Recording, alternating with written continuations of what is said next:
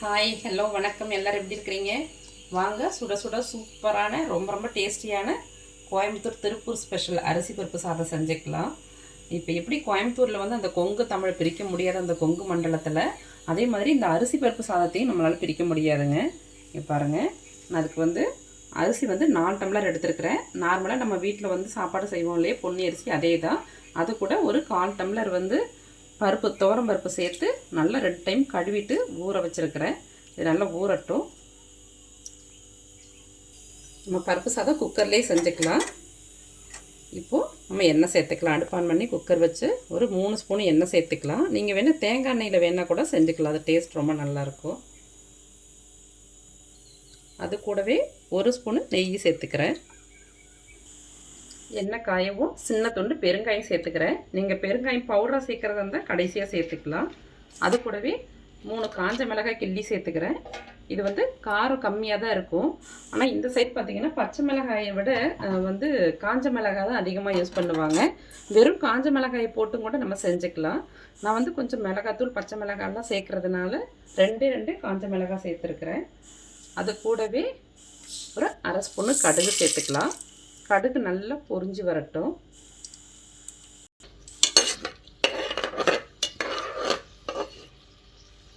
கடுகு பொரிச்சாதான் அந்த கசப்பு டேஸ்டெல்லாம் இல்லாமல் ரொம்ப நல்லா இருக்கும். அந்த ஃப்ளேவரும் ரொம்ப நல்லா இறங்கும் சாதத்தில். கடுகு நல்லா வெடிக்கட்டும். பாருங்கள், நம்ம போட்ட மிளகாயோட கலர் சேஞ்ச் ஆகிருக்கு. பெருங்காயம் நல்லா பொரிஞ்சு மேலே வந்துட்டு கடுகும் நல்லா பொரிஞ்சிருச்சு பாருங்கள். இந்த ஸ்டேஜில் 1/2 ஸ்பூனு சீரகம் சேர்த்துக்கலாம். சீரகத்தை வந்து கடுகுக்கு முன்னாடியே சேர்த்துடக்கூடாது, கரிஞ்சிரும். பாருங்கள், இப்போ எல்லாம் கரெக்டாக பொரிஞ்சு வருது. இப்போ நம்ம பொடியாக நறுக்கின வெங்காயம் சேர்த்துக்கலாம். முடிஞ்ச வரைக்கும் நீங்கள் சின்ன வெங்காயம் சேர்த்துக்கிட்டிங்கன்னா டேஸ்ட் ரொம்ப நல்லாயிருக்கும். நல்லா வெங்காயம் போடுவோம், அந்த நெய்யோட வாசனை ரொம்ப நல்லா இருக்குங்க. சில பேர் இதை வந்து என்ன சொல்லுவாங்கன்னா பருப்பு சாதம்னு சொல்லுவாங்க. எங்கள் சைடில் இது பருப்பு சாதம்னு சொல்லுவோம். நாங்கள் அதிகம் செய்ய மாட்டோம். பாருங்கள், 2 கீரைன பச்சை மிளகாய், அது கூட நல்லா 2 கொத்து கருவேப்பில்லை சேர்த்து நல்லா வதக்கிக்கலாம். இந்த சைடில் கோயம்புத்தூர் சைடு, திருப்பூர் சைடு, ஈரோடு இதெல்லாம் பார்த்தீங்கன்னா சமைக்க எதுவும் இல்லைனாலும் சரி, கெஸ்ட்டு வந்துட்டாங்கன்னாலும் சரி, நல்ல குளிராக இருந்தாலும் சரி, எப்போல்லாம் அவங்களுக்கு தோணுதோ அப்போல்லாம் டக்கு டக்குன்னு காலையில் மத்தியானம் நைட்டுன்னு 3 வேளைக்கும் கூட எந்த நேரம்னு பார்க்க மாட்டாங்க. டக்குன்னு அரிசி பருப்பு சாதம் செஞ்சுருவாங்க. அது இந்த ஊரோட ரொம்ப ரொம்ப ஸ்பெஷலான ஒரு சாதம். நல்லா வதங்கட்டும். பாருங்கள், நான் ஒரு 10-15 பல்லு பூண்டு உரிச்சு வச்சுருக்கிறேன். பருப்பு வாய்வுலையே, அதனால பெருங்காயம், சீரகம், அது இல்லாமல் இந்த மாதிரி பூண்டெல்லாம் சேர்த்துக்கணும். நல்லா இடிச்சுக்கலாம். பூண்டு இடித்து முழுசாக போடுறதுக்கு வந்து இது மாதிரி இடித்து சேர்த்தும் போது அந்த சாதத்தில் இதோட எசன்ஸ் எல்லாம் இறங்கி ரொம்ப நல்லாயிருக்கும். ரொம்ப நைஸாக இடிக்கக்கூடாது. பாருங்கள், இது மாதிரி ஒன்றும் பாதியமாக இடித்து நம்ம இந்த வெங்காயத்தோடு சேர்த்து வதக்கிக்கலாம். நான் அந்த இடத்துல சுண்டல் வேக வச்சுருக்கிறேன். இந்த விசில் வந்துருச்சு, வெந்து ரெடி ஆகிடுச்சது. பாருங்கள், எல்லாத்தையும் சேர்த்து நல்லா வதக்கிக்கலாம். இன்னுமே கொஞ்சம் நல்லா வதங்கட்டும்.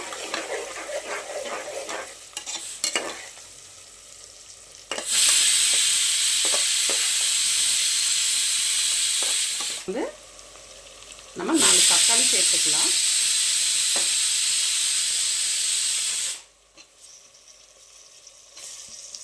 நல்லா புழிஞ்சிட்ட மாதிரி சேர்த்துக்கங்க. ஆனால் பழுத்த தக்காளியை சேர்த்துட்டா நல்லாயிருக்கும்.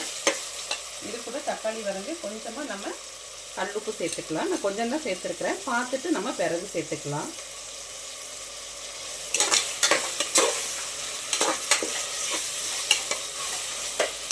நல்லா வதங்கட்டுங்க. கூடவே அது கூட கொஞ்சமாக மஞ்சத்தூள் சேர்த்துக்கலாம். காரத்துக்கு வந்து நம்ம வேறு எந்த மசாலாவும் சேர்க்கல. 2 பச்சை மிளகாய் தான் சேர்த்துருக்குறோம், 3 காஞ்ச மிளகாய் சேர்த்துருக்குறோம். நீங்கள் இது மட்டும் போதுன்னா நிறுத்திக்கலாம். இல்லை கொஞ்சம் லைட்டாக மிளகாத்தூள் ஃப்ளேவர் உங்களுக்கு வேணும்னா லைட்டாக சேர்த்துக்கலாம். நான் ஒரு 1/4 ஸ்பூனுக்கு தனி மிளகாத்தூள் சேர்த்துக்கிறேன். மசாலா சேர்க்கும் போது அடுப்பை சிம்மில் வச்சுங்க. இது மாதிரி தக்காளி கூட இந்த மிளகாத்தூள் போடும்போது சாப்பாடு நல்லா கலர் கிடைக்கும். பாருங்கள், இப்போ நம்ம அடுப்பை மீடியம் ஃப்ளேமில் வச்சு நல்லா தக்காளி வெந்து வரட்டும். அது வரைக்கும் வதக்கிக்கலாம். பாருங்கள், மசாலாலாம் நல்லா வதங்கி எண்ணெய் பிரிஞ்சு மேலே வந்துருக்கு. இந்த அளவுக்கு நல்லா வதக்கினீங்கன்னா டேஸ்ட் ரொம்ப நல்லாயிருக்கும். பாருங்கள் எப்படி இருக்குதுன்னு. இப்போ வந்து நம்ம அரிசிக்கு ஏற்ற மாதிரி தண்ணி வச்சுக்கலாம். நான் பொன்னி அரிசி தான் எடுத்துருக்கேன், புழுங்கல் அரிசி. அதனால 1 டம்ளர் அரிசிக்கு 2 டம்ளர் தண்ணி வைப்போம் இல்லையா, அதே அளவுக்கு வச்சுக்கலாம். நம்ம 1/4 டம்ளர் பருப்பு சேர்த்துக்கு தனியாக தண்ணி சேர்க்க தேவையில்லை. ஏன்னா இந்த மசாலா இருக்குது இல்லையா, அந்த மசாலாவில் தண்ணியே போதும். அதனால் 1 டம்ளர் அரிசிக்கு 2 டம்ளர் தண்ணி சேர்த்துக்கோங்க. இப்போ நம்ம தண்ணி சேர்த்துக்கலாம்.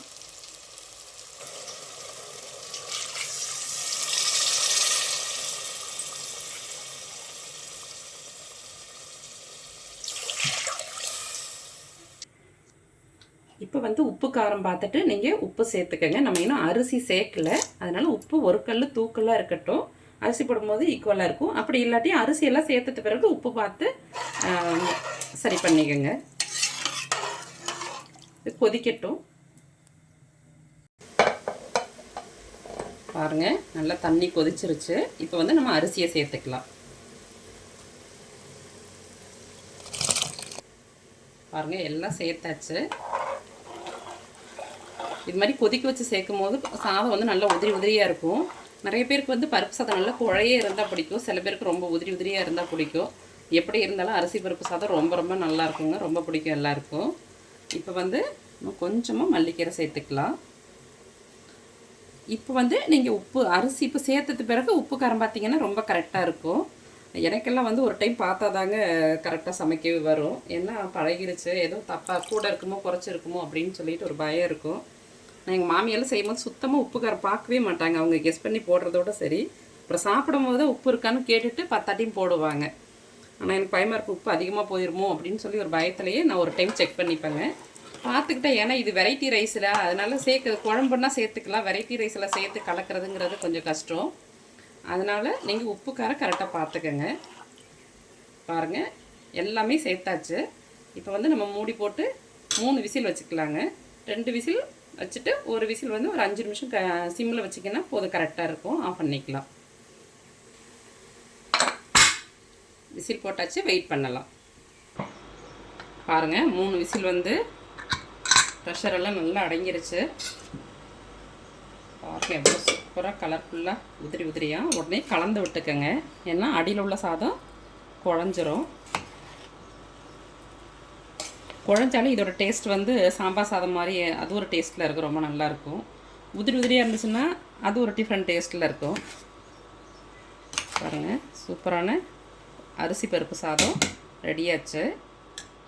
அப்படியே நம்ம சைடில் வந்து சுண்டலும் செஞ்சாச்சு, கூடவே அவரைக்காய் பொரியலும் செஞ்சாச்சுங்க. இப்போ நம்ம சாப்பாடு எடுத்துக்கலாம்.